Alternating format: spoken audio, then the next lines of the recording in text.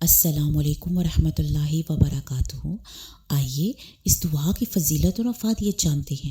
یہ دعا کب، کیسے اور کہاں پڑھنی چاہیے؟ اس دعا کو پڑھنے کے کیا فائدے ہیں؟ اللہم انا نجعلک فی نحورہم ونعوذ بک من شرورہم۔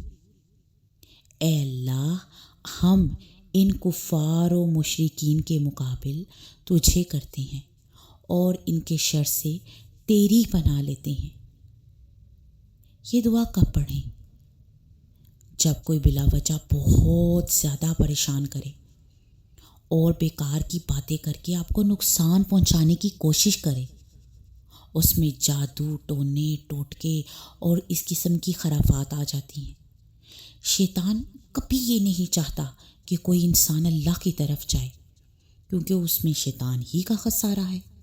وہ طرح طرح سے انسان کو ورگلانے کی کوشش کرتا ہے۔ شیطان نے کیا کہا تھا؟ میں تو ان کے بچوں کو بھی پکڑ لوں گا، سب کو گھیر لوں گا، اپنا کر لوں گا۔ لہٰذا شیطان کوئی وار بھی خالی نہیں جانے دیتا جس میں وہ انسان کو گمراہ کرنے کی کوشش نہ کرے۔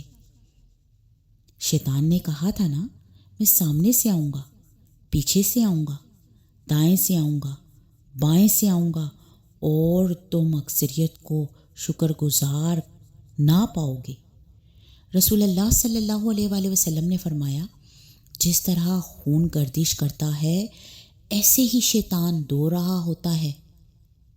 شیطان ہر وقت انسان کا پیچھا کرتا ہے، کبھی ہماری نیت پر حملہ کرتا ہے، کبھی ہمارے ارادوں کو کمزور کرتا ہے، اور کبھی ہماری عبادت میں خلل ڈالتا ہے۔